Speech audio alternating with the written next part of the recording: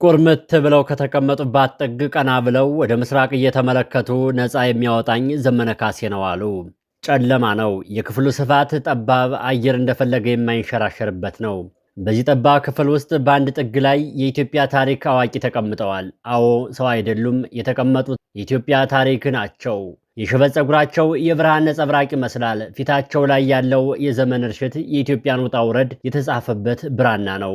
እሳቸው ታዲዮስ ታንቱ ናቸው። እድሜያቸው ለክብር ዕውቀታቸው ለምርኩዝ መሆን ሲገባው ዛሬ በብረት አጥር ተከልለው ከሰማይ በታች ተቀምጠዋል። ይህ ታሪክ የታዲዮስ ታንቱ ታሪክ ብቻ አይደለም። ይህ ታሪክ የሰው ልጅ እውነትን ፍለጋ ያደረገው የዘመናት ጉዞ ታሪክ ነው። ዓለም እውነትን የሚናገሩ አዛውንቶችን ስትፈራ በእርግጥ በኢትዮጵያ የሆነው በታዲዮስ ታንቱ ላይ ሆነው የመጀመሪያ አይደለም። ዛሬ በ21ኛው መቶ ክፍለ ዘመን አዲስ አበባ ውስጥ የታሰሩት ታዲዮስ ታንቱ ከሺህ ዓመታት በፊት በአቴንስ ከተማ የመርዝ ጽዋ እንዲጠጣ ከተፈረደበት ከሶቅራጥስ ጋር በአንድ መንፈስ ይገናኛሉ። ለምን የተባለ እንደሆነ ለምንድነው ስልጣን ላይ ያሉ አካላት የድከም አቅም ያላቸውን አዛውንቶች የሚፈሩት? ለምንድነው የታዲዮስ ታንቱ ስር የፖለቲካ ስር ሳይሆን የትውልድ ሞራል ፈተና የሚሆነው? በሚቀጥሉ ደቂቃዎች የታዲዮስን ሕይወት ስለ ዘመነ ካሴ በተናገሩት መነሻ በማድረግ ለአማራ ሕዝብ የከፈሉትን መስዋዕትነት እንመለከታለን። አብራችሁን ቆዩ። የታዲዮስ ታንቱን እስር ጩኸትና ተስፋውን ከፈረንሳይ፣ ከግሪክ፣ ከጀርመን እስከ ኢትዮጵያ በሚዘረጋ የታሪክ ድልድል ላይ እንፈትሸዋለን። ታዲዮስ ታንቱ ማን ናቸው ለሚለው ጥያቄ መልሱ ወላይታ የሚል ከሆነ ግማሽ እውነት ነው። መልሱ አማራ የሚል ከሆነ ግማሽ እውነት ነው። ታዲዮስ ታንቱ የሰው ልጅ ናቸው። የእሳቸው እስር ትልቁ ሚስጥር ያለው እዚህ ጋር ነው። አንዱ ወላይታ ስለ አማራ ሕዝብ መገፋት ሲጮህ ለኢትዮጵያ ፖለቲካ እንግዳ ነገር ሆነ። የጎሳ ፖለቲካ ቀመር ወላይታ ለወላይታ ብቻ፣ ኦሮሞ ለኦሮሞ ብቻ፣ አማራ ለአማራ ብቻ የሚሰይ ነው። ታዲዮስ ግን ይህንን ቀመር ቀደዱት። ይህንን ስናይ የፈረንሳዩን ምድር እናስታውሳለን። ኤሚል ዞላ በ19ኛው መቶ ክፍለ ዘመን መጨረሻ ፈረንሳይ አንድ ንጹሐን አይሁዳዊ ወታደር በሐሰት ታስሮ ነበር። ፈረንሳውያን ዝም አሉ። ዞላ ግን አይሁዳዊ አልነበረም። የዛሬው ታዲዮስ አማራ እንዳልሆኑት ሁሉ ዞላም አይሁዳዊ አልነበረም። ግን ዞላ ብሩን አነሳ። ጃ አኪውዝ ወይም እስካለው አለ። ለአንድ ሰው የሚነፈግ ፍትህ ለሰው ልጆች ሁሉ የሚነፈግ ፍትህ ነው ብሎ መንግስትን ተጋፈጠው። ታዲዮስ ታንቱ የዘመናችን ኢሜል ዞላ ናቸው። በፖለቲካ ሳይንስ ይህ ዩኒቨርሳል ሁማኒዝም ወይም ዓለም አቀፍ ሰብአዊነት የሚባለው ነው። ታዲዮስን ያስፈራቸው የአማራው ስቃይ ብቻ ሳይሆን ፍትህ ሲገደል የማየት ህመም ነው። አሳሪዎቹ የሚፈሩት ይህንን ነው። ዛሬ አንድ ወላይታ ለአማራ ከቆመ ነገ ኦሮሞ ለጉራጌ፣ ሶማሌው ለአፋር ሊቆም ነው። ይህ ደግሞ የከፋፍለ ግዛን ማገር የሚሰብር ነው። ታዲዮስ የታሰሩት ይህ አደገኛ የሆነ የመከባበርና የአብሮነት ቫይረስ ወደ ሌሎች እንዳይተላለፍ ተብሎ ነው። እሳቸው ወይን ቤት የወረዱት የዘርን ግንድ አፍርሰው የሰውነትን ድልድይ ስለገነቡ ነው። እስቲ አይናችሁን ጨፍኑና አስቡት። የ70ና የ80 ዓመት አዛውንት ጉልበታቸው ደክሟል። እጃቸው ይንቀጠቀጣል፣ ግን መንፈሳቸው እንደ ብረት የጠነከረ ነው። በጥንቱ ግሪክ ሶቅራጥስ የ70 ዓመት አዛውንት ነበር። የአቴንስ ገዢዎች ወጣቱን ታበላሻለህ፣ አዳዲስ አማልክትን ወይም ሐሳቦችን ታስተምራለህ ብለው የከሰሱት። በእርግጥ ሶቅራጥስ የመሸሽ ዕድል ነበረው፣ ግን አልሸሸም። እኔ የአቴንስን ሕዝብ ከእንቅልፉ ለመቀስቀስ የተላኩ ዝንብ ነኝ አለ። ታዲዮስ ታንቱ ሽብርተኛ ተባለ። አመፅ ቀስቃሽ ተባለ። አንድ አዛውንት እንዴት ሽብርተኛ ይሆናሉ? መሳሪያ የላቸው፣ ጦር የላቸው። ያላቸው ነገር አንደበትና እውነት ብቻ ነው። በፖለቲካ ሳይንስ የሞራል አውቶሪቲ ወይም የሞራል ልዕልና ይባላል። አንድ ወጣት ፖለቲከኛ ሲናገር ስልጣን ፈልጎ ነው ይባላል። ነገር ግን እድሜያቸው የገፋ ስልጣን የማይፈልጉ ሞትን የማይፈሩ አዛውንት ሲናገር ቃላቸው እንደ ነቢይ ይሰማል። መንግስታት የሚፈሩት ይህንን የሞራል ኃይል ነው። ታዲዮስ ታንቱ በእስር ቤት ቅዝቃዜ ውስጥ ሆነው ለዳኞች የሚናገሩት ንግግር ሶቅራጥስ ስለ ፈረንጆቹ ከተናገረው አይለይም። እኔን ብትገድሉኝ እውነትን አትገድሉም የሚል መንፈስ ነው። እሳቸው የታሰሩት አካላቸው ስጋት ሆኖ ሳይሆን በውስጣቸው ያለው እውነት የውሸት ትረካዎችን እንደ ሻማ ስለሚያቀልጥባቸው ነው። አዛውንቱ የታሪክ መዝገብ በሲሚንቶ ቤት ውስጥ ተቆልፎባቸው ልክ ናዚዎች ጀርመናዊውን የቴዎሎጂ ምሁር ዲትሪክ ቦንሆይን እንዳሰሩት ቦንሆ በክፎች ስራ ዝም ማለት ራሱ ክፋት ነው ብሎ ያምን ነበር። ታዲዮስም ታሪክ ሲበላሽ ዝም አልልም ብለው ጮሁ። ዋጋው ግን ከባድ ሆነ። የብቸኝነትና የህመም ዋጋ። በእስር ቤቱ ግድግዳዎች መካከል አንድ የሚገርም ንግግር አስተጋባ። ታዲዮስ ታንቱ እንዲህ አሉ። እኔ ነፃ የሚያወጣኝ ዘመነ ካሴ ነው። ይህ ንግግር ተራ ንግግር አይደለም። ይህ የፖለቲካ ትንቢት ነው። ይህ ኢንተርናሽናል ኮንትራክት ወይም የትውልድ ውል ነው። ይህ ኢንተርጀነሬሽናል ኮንትራክት ወይም የትውልድ ውል ነው። ታዲዮስ የቀድሞ ትውልድ ዕውቀትን ታሪክና ፍልስፍናን ይወክላሉ። ዘመነ ካሴ አዲስ ትውልድ ተግባርን፣ መስዋዕትነትንና ቁርጠኝነትን ይወክላል። አዛውንቱ ታዲዮስ ከሕግ ስርዓት ፍትህ እንደማያገኙ አውቀውታል። ልክ እንደ ሶቅራጥስ ስርዓቱ የበሰበሰ መሆኑን ተረድተውታል። ስለዚህ ተስፋቸውን የጣሉት በፋይልና በችሎት ላይ ሳይሆን በወጣቱ ትግል ላይ ነው። ነፃ የሚያወጣኝ ዘመነ ነው ሲሉ ግለሰቡን ብቻ መጥራታቸው አይደለም። የኔ የታሪክ እውነት ነፃ የሚያወጣው ልጆች ሲታገሉ ብቻ ነው ማለታቸው ነው። በእሳቸውና በዘመነ መካከል ያለው ግንኙነት የአባትና ልጅ የታሪክና የተግባር ግንኙነት ነው። ይህ ንግግር የስርዓቱን ጀንበር መጥለቅ የሚያሳይ ሲሆን እንደ አዛውንቱ ፍርድ ቤት ነፃ ያወጣኛል ማለት ሲገባቸው ታጋይ ነፃ ያወጣኛል ካሉ በዚህ ሀገር የፍትህ ስርዓቱ ሙቷል ማለት ነው። ታዲዮስ ታንቱ ዛሬም ታስረዋል። ምናልባትም አሁን ይህንን ስትሰሙ እሳቸው በጠባብ ክፍል ውስጥ ተቀምጠው ስለ ኢትዮጵያ እያሰቡ ይሆናል። ወንጀላቸው ምንድነው? ማፍቀር ወንጀላቸው ምንድነው? ማስታወስ በሐሰት ትረካ በሰከረች ሀገር ውስጥ እውነተኛ ታሪክ መናገር እንደ አብዮት ይቆጠራል። የታዲዮስ ታንቱ ታሪክ የኢትዮጵያ ሕዝብ የህሊና ቁስል ነው። እሳቸው በወላይተነታቸው ለአማራው እንደቆሙት ሁሉ ዛሬ ስንቶቻችን ለእርሳቸው ቁመናል። ታሪክ ይመዘግባል። አንድ ቀን እነዚህ የብረት በሮች መከፈታቸው አይቀርምና ያኔ የታዲዮስ ታንቱ ወይ በህይወት ይወጣሉ ወይም ታሪካቸው በክብር ይወጣል። ግን አንድ እውነት አለ።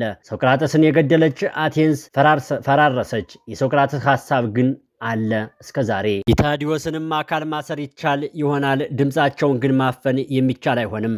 ዛሬ የታዲዮስ ታንቱ ሰማይ የጠቆረ ነው። የፊት ሚዛን ያዘነበለ መስሏል። በኮንክሪት ግድግዳዎችና በብረት ዘንጎች መካከል አንድ የሽበት ዘውድ የደፉ አዛውንት ዛሬም አሉ። እድሜያቸው ለክብር፣ እውቀታቸው ለመማሪያ፣ ልምዳቸው ለምርኩዝ መሆን ሲገባው ዛሬ በወህኒ ቤት በቅዝቃዜ ውስጥ ተቀምጠዋል። ጋዜጠኛ፣ የታሪክ ተመራማሪና የዘመናችን የኢትዮጵያ ፖለቲካ እንቆቅልሽ የታየባቸው ሰው ታዲዮስ ታንቱ ብዙዎች የታሪክ መዝገብ የሚሏቸውን፣ አንዳንዶች እውነት ተናጋሪ ብለው የሚጠሯቸው ዛሬም በስር ናቸው። ለዓመታት ከቤተሰቦቻቸው ርቀው ከሚወዱት መጽሐፍ ተነጥለው በጨለማ ክፍል ውስጥ እንዲኖሩ ተፈርዶባቸዋል። ሰውነታቸው እስር ቤት ቢሆንም መንፈሳቸው ግን አሁንም በኢትዮጵያ ተራሮች ላይ ይሽከረከራል። በዘር ፖለቲካ በታወረች ኢትዮጵያ ውስጥ ታዲዮስ ታንቱ እንዴት ይህንን ድንበር ሰበሩ? እሳቸው እንደሚሉት ታሪክ ዘር የለውም፣ እውነት ወሰን የላትም። እንደ ታሪክ ተመራማሪነታቸው የኢትዮጵያ መሰረት የተጣለው በመከባበርና በአብሮነት እንጂ ዛሬ በሚነገረው የጥላቻ ትረካ አይደለም ብለው ያምናሉ። በተለይም አጼ ምኒልክና የአማራን ሕዝብ ሚና በማጠልሸት እንደተሰሩ የፖለቲካ ሰሪያዎች ግንባር ቀደም ተሟጋች ሆነው ቆመዋል። አንድ ሰው እንዴት የወላይታ ሁነህ ለአማራ ትሞታለህ ብሎ በጠየቃቸው ጊዜ የመለሱት መልስ በታሪክ የማይረሳ ነው። እኔ የምሞተው ለስጋዬ ሳይሆን ለታሪክ እውነት ነው። አማራ ሲበደል ዝም አልኩ፣ ነገ ወላይታው ሲበደል የሚናገር አይገኝም ነበር ያሉት። ይህ አቋማቸው ነው ለወዳጅም ለጠላትም ግራ የሚያጋባው። እንቆቅልሽ ሆኖ ያወረዳቸው ታዲዮስ ታንቱ ዝም ብለው የሚጮሁ ፖለቲከኛ፣ የታሪክ ምሁርና ጋዜጠኛ አይደሉም። እሳቸው ጋዜጠኛና መረጃን የሚፈትሹ የታሪክ ተመራማሪም ጭምር ናቸው። ወደ እስር ቤት ከመውረዳቸው በፊት በነበረበት ዓመታት በማህበራዊ ሚዲያና በተለያዩ የመገናኛ ብዙሃን የሚያቀርቡት ትንታኔ እሳት የለበሰ እሳት የጎረሰ ነበር። መጽሐፍትን ያጣቅሳሉ፣ የቆዩ ሰነዶችን ይመዘብራሉ። ኢትዮጵያ የብሔር ብሔረሰቦች እስር ቤት ነበረች የሚለውን ትረካ በመረጃና በማስረጃ በምርምር ዘዴ ይሞግታሉ። በተለይም የኢትዮጵያ ኦርቶዶክስ ተዋሕዶ ቤተክርስቲያንንና የአማራ ሕዝብን በኢትዮጵያ ግንባታ ላይ የነበራቸው ሚና ሲያስረዱ አድማጭን በሚስብና አንዳንዴም በሚያስቆጣ ግልጽነት ነበር። ነገር ግን ይህ ግልጽነት ዋጋ አስከፈላቸው። በአንድ ወቅት ላይ ስርዓቱ የሚፈራው መሳሪያ የያዘውን ሳይሆን እውነትን ይዞ በፍርድ ቤት የሚናገረውን ነው። ታዲዮስ ቃላትን እንደ ሰፊ ይጠቀማሉ። አንዳንዶች ንግግራቸውን ለጥላቻ የሚያነሳሳ ብለው ሲከሱ፣ እሳቸው ግን እኔ የምናገረው ስለተደበቀው የኢትዮጵያ እውነት ነው ብሎ ይሞግታሉ። ጋዜጠኝነታቸው ከፍርድ የጸዳ ነው። እድሜያቸው የጡረታና የረፍት ቢሆንም እሳቸው ግን እንደ ወጣት ታጋይ ማይክራፎን ሲጨብጡ ይንቀጠቀጣሉ፣ ይንቀሳቀሳሉ። ይህ ታታሪነታቸውና የማይበገር መንፈሳቸው ነው ብዙ ተከታዮችን ያፈራላቸው። በተቃራኒው ደግሞ የስርዓቱ አይን ያቀላባቸው ይህ እውነታ ነው። አሁን ወደ ጨለማው ምዕራፍ እንምጣ። ታዲዮስ ታንቱ ከታሰሩ በርካታ ዓመታት ተቆጠሩ። እስቲ ያስቡት፣ አንድ በሰባዎቹና በሰማንያዎቹ ዕድሜ ክልል ውስጥ የሚገኝ አዛውንት የልጅ ልጆቹ እያጫወተ በፀሐይ ብርሃን እየሞቀ መኖር ሲገባው ጠባብ በሆነች የእስር ቤት ክፍል ውስጥ ቀኑን ይገፋል። የጤና እክል አለ፣ የእርጅናና ድካም አለ፣ ምግብ፣ የምኝታ ምቾት፣ የሕክምና ክትትል፣ እነዚህ ሁሉ ለእስረኛ በተለይም ለአረጋዊ እስረኛ የቅንጦት ነገሮች ናቸው። ታዲዮስ ታንቱ ግን ይህን ሁሉ ተቋቁመዋል። የሚገርመው ነገር በእስር ቤት ቆይታቸውም ቢሆን አቋማቸውን አለመቀየራቸው ነው። ብዙዎች ሲታሰሩ ይለሰልሳሉ፣ ይቅርታ ይጠይቃሉ። ታዲዮስ ግን ብረት ናቸው። አካላቸው ቢደክምም አንደበታቸው ግን አልታሰረም። ፍርድ ቤት ሲቀርቡ የሚናገሩትን ንግግር ዳኞች ሳይቀሩ የሚደነግጡበት ነው። እኔን በማሰር እውነትን ማሰር አትችሉም ይላሉ። ይህ የእስር ቆይታቸው በኢትዮጵያ የፍትህ ስርዓት ላይ ጥቁር ነጥብ ጥሎ አልፏል። አንድ አዛውንት በሀሳብ ልዩነት ብቻ ለዓመታት ማሰር ምን አይነት የሞራል ውድቀት ነው የሚለው ጥያቄ የብዙዎችን ልብ ትርታ እየነካ ነው። በእስር ቤት ቆይታቸው ወቅት አንድ ልብ የሚነካና ታላቅ የፖለቲካ ትርጉም ያለው ጉዳይ ይነሳል። ታዲዮስ ታንቱ ተስፋቸውን የጣሉት በማን ላይ ነበር? በአንድ ወቅት እኔን ነፃ የሚያወጣኝ ዘመነ ካሴ ነው ብለዋል። ይህ አባባል ቀላል አይደለም። ዘመነ ካሴ የአማራ ፋኖ መሪ፣ የወጣቱ ትውልድ ተምሳሌት። ታዲዮስ ይህንን ሲሉ ምንም ማለታቸው ነበር? ይህ ንግግር የትውልድ ቅብብሎችን የሚያመላክት ነው። እሳቸው በብረት በታሪክ ምርምር የተዋጉትን ትግል ዘመነ ካሴ በተግባር መስዋዕትነት እየከፈለ እንደሆነ ያምናሉ። የሕግ ስርዓቱ ፍትህ እንደማይሰጣቸው ጠንቅቀው ያውቀዋል። የሕግ ስርዓቱ ፍትህ እንደማይሰጣቸው ጠንቅቀው አውቀዋል። ነፃ የሚያወጡትም በትግል መሆኑን ተረድተዋል። ዘመነ ካሴ ለሳቸው የልጅ ልጃቸው ያክል ወጣት ነው።